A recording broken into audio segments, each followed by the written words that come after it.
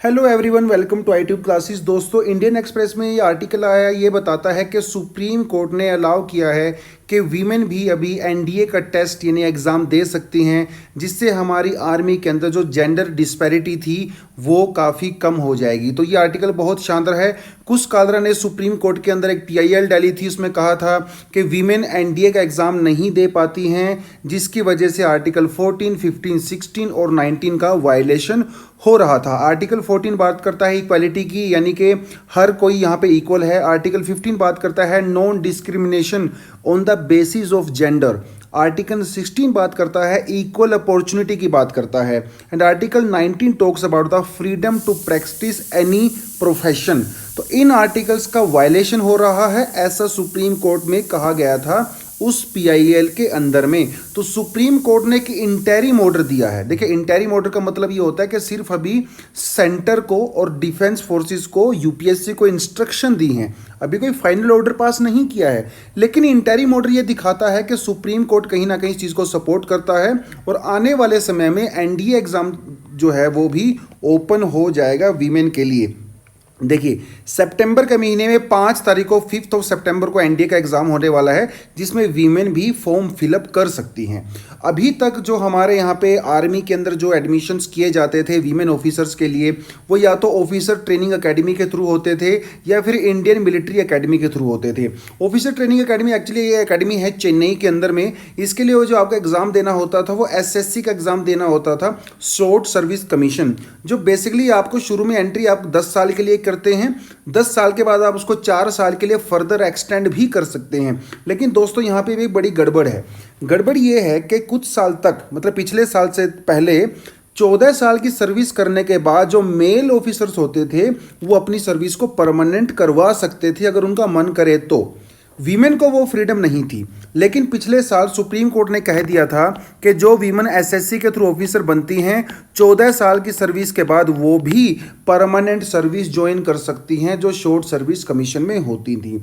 तो officer training academy तो हमारा एक क्राइटेरिया हो गया, जिसमें टेक्निकल और नॉन टेक्निकल दोनों को यहाँ पे ट्रेनिंग दी जाती है, एंट्री करवाई जाती है। तो ग्रेजुएशन के बाद आप ये एग्ज़ाम दे सकते हो।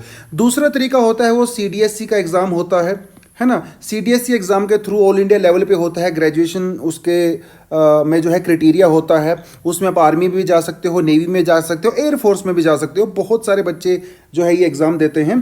तो उसकी ट्रेनिंग इंडियन मिलिट्री अकेडमी में होती है ना। लेकिन अभी तक एनडीए जो है नेशनल डिफेंस एकेडमी, इसके थ्रू सिर्फ और सिर्फ मेल्स ही इसमें एग्ज़ाम दे सकते थे और मेल्स की ही रिक्रूटमेंट हो सकती थी जिनकी एज होती है 16 to 19। यानी कि +2 का एग्ज़ाम आप जब देते हो, फाइनल +2 में होते हो, उसके बाद जो है 1-2 साल तक आप ये एग्ज़ाम दे सकते हो। तो अभी तक सिर्फ मेल ही इसके अंदर जा सकते थे, जिसकी वजह से काफ़ी यहाँ पे प्रॉब्लम थी।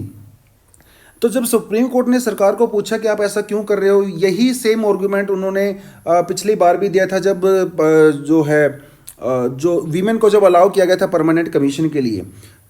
आर्मी ने ये कहा था कि देखिए, अगर आप वीमेन को अलाउ करते हो एनडीए के थ्रू या फिर इनको आप फ्रंट पे भेजते हो, तो उसमें कई सारी ना बेसिक सी समस्याएं होती हैं। कुछ समस्याएं ऐसी होती हैं क्योंकि जो हमारी आर्मी है ना वो मेल डोमिनेंट है और फीमेल के वहाँ पे जाने से थोड़ा सा वहाँ पे सेटअप में चेंज हो सकता है। आपको वहाँ पे थोड़ा सा इंफ्रास्ट्रक्चर भी चेंज करना पड़ सकता है। प्रेगनेंसी वाला इशू होता है वीमेन के साथ, मदरहुड वाला इशू भी होता है। उनको अपनी नौकरी के साथ साथ डोमेस्टिक ओब्लिगेशन भी निभानी पड़ती हैं, मतलब घर पे आओ, बच्चों की देखभाल करो, खाना वाना बनाओ, वो सारी की सारी चीज़ें। ये आर्गुमेंट दिया गया था कि उनको अपने बच्चों को और फैमिली को भी संभालना पड़ता है और इसकी वजह से शायद वो इस रिस्पॉन्सिबिलिटी को पूरी तरह से ना निभा पाएँ। उसके अलावा कुछ फिजिकल कैपेबिलिटी भी उनकी थोड़ी सी कम होती है, ऐसा आर्गुमेंट दिया गया था पिछले साल कि अगर उनको कंबार्ट में आप भेज देते हो बॉर्डर में, तो फिजिकल कैपेबिलिटी की वजह से हो सकता है जो हमारा डिफेंस है वो थोड़ा सा वीक हो जाए। और हैबिटाट और हाइजीन वाली समस्या भी होती हैं। कई बार आपकी पोस्टिंग ऐसी जगह पे हो जाती है जहाँ पे कंडीशंस हाइजीनिक नहीं होती हैं, है ना। उस सिचुएशन में थोड़ा सा यहाँ पे इस तरह के आर्गुमेंट दिया गया था। लेकिन सुप्रीम कोर्ट ने इस आर्गुमेंट को बिल्कुल भी नहीं माना था। सुप्रीम कोर्ट ने कहा था कि आर्मी का जो ये एटीट्यूड है ये बहुत मडीवल एटीट्यूड है, बहुत ही ज़्यादा नैरो पर्सपेक्टिव है वीमेन को लेके। वीमेन हर मामले में आदमियों के बराबर होती हैं, वो आप जो है डिफेंस में फ्रंट पे भी जा सकती हैं, लड़ भी सकती हैं। तो अभी जो नया ऑर्डर आया है जिसमें सुप्रीम कोर्ट ने बोला है कि एनडीए के अंदर आप उनका एडमिशन दो, उसके साथ साथ जो सैनिक स्कूल होते हैं इनको भी वीमेन के लिए भी ओपन कर दिया जाएगा। अभी सिर्फ आपको ये बता दूं कि फाइनल ऑर्डर नहीं है, ये अभी सिर्फ एक इंटरिम ऑर्डर है। मतलब अभी जो है सरकार या आर्मी इसके ऊपर अपना जवाब और फर्दर दे सकती है। तो यहाँ पे ये थोड़ा सा मामला फंसता है, ठीक है। और अभी तक जो है आप ओटीए के थ्रू और आप जो है सीडीएससी के थ्रू यानी कि आईएमए के थ्रू जा सकते थे। तो होगा क्या, जब वीमेन को आप वहाँ पे अलाउ करोगे तो ट्रेनिंग मॉड्यूल को थोड़ा सा आपको चेंज करना पड़ेगा, है ना। उसके अंदर थोड़ा बहुत चेंज करना पड़ेगा, आपको नए वीमेन टीचर्स को भर्ती करना पड़ेगा, हॉस्टल की फैसिलिटी आपको थोड़ा चेंज करनी पड़ेगी, वीमेन हॉस्टल आपको बनाने पड़ेंगे, थोड़ा जेंडर सेंसिटिव प्रोग्राम आप वहाँ पे आपको नए चलाने पड़ेंगे, है ना। लेकिन ये सारी की सारी चीज़ें बहुत ज़रूरी हैं, क्योंकि कॉन्स्टिट्यूशनली आप डिस्क्रिमिनेशन नहीं कर सकते on the basis of gender, आपको इक्वालिटी इंश्योर करना पड़ेगा।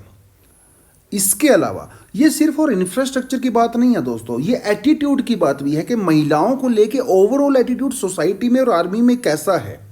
तो this is for the higher goal की हम लोग बात करते हैं। तो बेटी बचाओ बेटी पढ़ाओ की हम लोग बात करते हैं, लेकिन जब उसी बेटी को डिफेंस में एडमिशन देने की बात आती है तो आप वही विचार रखते हो जो शायद 200 300 500 साल पहले लोग महिलाओं के लिए रखते थे। तो ये हमारी कॉन्स्टिट्यूशनल डेमोक्रेसी है, हर सिटीजन यहाँ पे इक्वल है, और इस मामले हमें सुप्रीम कोर्ट के इस आदेश का पूरी तरह से सपोर्ट करना चाहिए। तो जो गर्ल्स हैं, जो वीमेन हैं, जो एनडीए के थ्रू जाना चाहती हैं, अभी उनके लिए रास्ता खुला है। 5 सितंबर को एग्ज़ाम है, तो आप आराम से फॉर्म भरिए, आप वहाँ पे जा सकते हो अगर आप कंट्री को सर्व करना चाहते हो, और एक करियर अपॉर्चुनिटी भी आपके लिए यहाँ पे ओपन करता है, ठीक है। तो ये पूरा थोड़ा सा आर्टिकल जो इसी के बारे में था, इसलिए मैंने सोचा कि आपको इसको करवा देता हूँ। अगर आपको ये आर्टिकल के बारे में थोड़ी हमारी इन्फॉर्मेशन ठीक ठाक लगी हो तो आप इसको लाइक कर सकते हैं, अपने दोस्तों के साथ शेयर कर सकते हैं, और दोस्तों हमारे चैनल को सब्सक्राइब तो ज़रूर करें। आजकल मैं पूरी तरह से एडिटोरियल नहीं लेके आ पा रहा हूँ, क्योंकि मैं थोड़ा बाहर हूँ, एकदम रिमोट एरिया में, यहाँ पे नेटवर्क की समस्या थोड़ी सी ज़्यादा है, और मैं एक दिन में बहुत ज़्यादा रेगुलर क्लासेस कर रहा हूँ, तो मुझे समय भी थोड़ा नहीं मिल पाता है। तो आई होप आप थोड़ा सा उस चीज़ को अंडरस्टैंड करोगे। अगले संडे को मैं दिल्ली में आ जाऊँगा, तो हम प्रॉपर तरीके से अपनी न्यूज़पेपर के एनालिसिस और भी बहुत सारा कंटेंट मैंने सोचा है आपके लिए हम लोग रेगुलर बेसिस पे लेके आते रहेंगे। Thank you very much, all the best and जय हिंद।